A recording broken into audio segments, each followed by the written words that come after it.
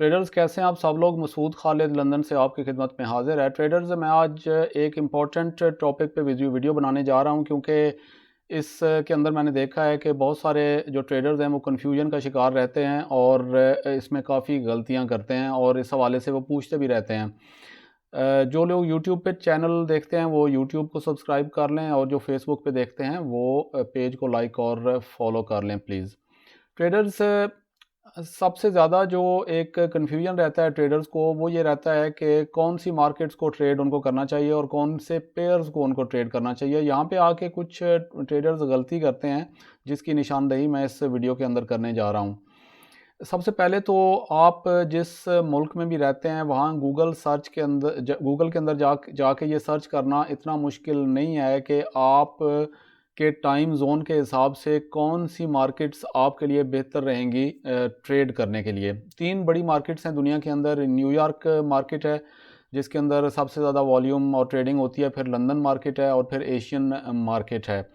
इन सब के अंदर मुख्तलिफ पेयर्स ट्रेड होते हैं, लेकिन इसके अंदर जो लोग गलती करते हैं वो मैं आपको बताता हूँ अभी वीडियो के अंदर जाके।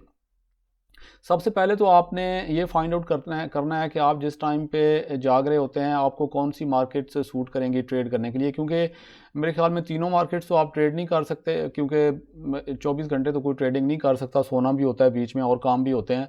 मेरे ख्याल से तो दो मार्केट्स ही आप जिस मुल्क में भी रहते हैं वो ट्रेड कर सकते हैं और जो आपको आसान लगती हैं दो कर लें, या अगर एक भी करना चाहें तो एक भी कर सकते हैं, कोई इसमें इतना बड़ा मसला नहीं है। और इन मार्केट्स के जब आप टाइम फाइंड आउट कर लेंगे कि ये किस वक्त खुलती हैं मार्केट, तो 1 घंटा उनके खुलने से पहले और तकरीबन 2-1 घंटे बाद तक बेसिकली इन मार्केट्स का वॉल्यूम होता है, लिक्विडिटी होती है, बड़े बड़े बैंक्स और ऑर्गेनाइजेशंस ट्रेडिंग कर रही होती हैं।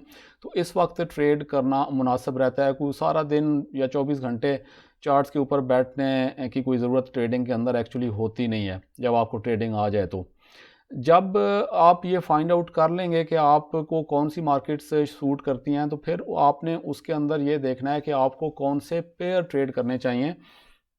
एक्सक्यूज़ मी, जो लोग गलती करते हैं ना वो ये करते हैं, मैंने अक्सर देखा है कि मिसाल के तौर पे अगर हम एशियन मार्केट को देखें, एशियन मार्केट को देखें तो इसके अंदर पेयर्स कौन सी जो करेंसीज हैं वो ट्रेड होती हैं। ऑस्ट्रेलियन डॉलर, न्यूजीलैंड डॉलर और JPY जैपनीज़ येन। ठीक है जी, ये करेंसीज मेनली जो बड़ी करेंसीज हैं वो इस एशियन सेशन के अंदर ट्रेड होती हैं। अब आपने जो है वो क्या करना है कि इन करेंसीज के साथ जो पेयर बने हुए हैं वो ट्रेड करने हैं। मिसाल के तौर पे आप इसमें कर सकते हैं GBP JPY ट्रेड करें, ठीक है जी। AU आपस में जो इनके पेयर्स हैं वो तो आप कर ही सकते हैं, यानी AUD NZD वगैरह और AUD JPY NZD JPY ये तो आप ट्रेड कर सकते हैं। उसके अलावा आप फॉर एग्ज़ाम्पल USD JPY ये ट्रेड करें, आप AUD USD ये ट्रेड करें, दैट्स फाइन, ये ठीक है। इसी तरह और जितने भी जिन पेयर्स के साथ भी इनमें से कोई एक जो पेयर है उसके साथ बना हुआ है पेयर इन तीन करेंसीज में से, वो आप पेयर करें।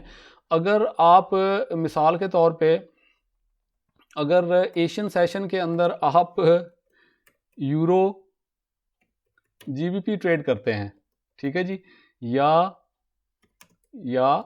आप GBP USD ट्रेड करते हैं, तो अब आप मुझे बताएं कि इसका कोई तुक नहीं बनता है। इनकी कोई वॉल्यूम इस एशियन सेशन के अंदर इन पेयर्स का कोई वॉल्यूम नहीं होगा ख़ास, ठीक है। रिटेल ट्रेडर्स मैक्सिमम ट्रेड कर रहे होंगे और आप ट्रेड लगा के तो बैठे रहेंगे जो है ना कितनी देर जाके, और वो उसका कोई वॉल्यूम नहीं होगा और उसका कोई मकसद नहीं होगा इन पेयर्स का। तो आपने ये गलती नहीं करनी। ये एशियन सेशन के अंदर अगर आपने ट्रेड करनी है तो इन तीनों के साथ जिनका पेयर बनता है आपने वो करनी है। उसके बाद मिसाल के तौर पे लंदन सेशन अगर आप करते हैं, लंदन मार्केट अगर आप ट्रेड करते हैं तो लंदन मार्केट के अंदर आप GBP के पेयर्स करें, यूरो के पेयर्स करें, यूरो के जो पेयर्स हैं बने हुए, ये सारे जिनके साथ इनका पेयर बना हुआ है वो आप ट्रेड करें। अगर आप इनके अंदर जाके लंदन सेशन के अंदर मिसाल के तौर पे AUD JPY का पेयर ट्रेड करेंगे तो इसका कोई इसका तुक नहीं बनता है, क्योंकि ये दोनों ही एशियन सेशन मार्केट के पेयर्स हैं, तो इनका कोई वॉल्यूम नहीं होगा इस लंदन सेशन के दौरान। और इसी तरह अगर आप न्यूयॉर्क मार्केट कर रहे हैं,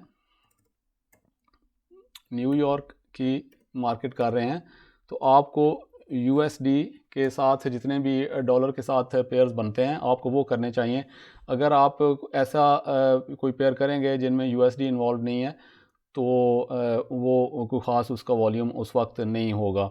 यूजुअली JPY का जो है ये बहुत ट्रेड चूँकि होता है हर मार्केट के अंदर, तो इसके अंदर इसके साथ जो पेयर्स हैं उनके साथ आपको वॉल्यूम मिल जाएगा दूसरे सेशंस में भी, लेकिन ये बाकी जो पेयर्स हैं इनका वॉल्यूम आपको बिल्कुल आपको नहीं मिलेगा। तो ये एक बड़ी एक बेसिक सी गलती करते हैं ट्रेडर्स, जिसका मैंने सोचा कि मैं यहाँ पे हाईलाइट कर दूँ इस छोटी सी वीडियो के अंदर। उम्मीद है कि ये आपको फ़ायदा देगी। मार्केट्स फाइंड आउट करें अपने सोने और मुल्क जिस कंट्री में भी आप हैं, सोने और जागने के टाइम के हिसाब से जो आपको सूट करती हैं आप वो 1 या 2 मार्केट्स करें, और उसके बाद उन मार्केट्स के अंदर जिन पेयर्स का बेसिकली जो वॉल्यूम होता है उन पेयर्स के उनके साथ जिनका पेयर बना हुआ है उस करेंसी का, वो करेंसीज करें तो आपको ज़्यादा वॉल्यूम मिलेगा, ज़्यादा फ़ायदा होगा और ज़्यादा जल्दी आपकी ट्रेड जो है वो फाइनलाइज होने का चांस होगा। ट्रेडर्स, उम्मीद है आपको वीडियो पसंद आएगी, दोस्तों के साथ भी शेयर कीजिएगा अगर पसंद आए। अनटिल नेक्स्ट वीडियो ट्रेडर्स, अपना ख्याल रखिएगा।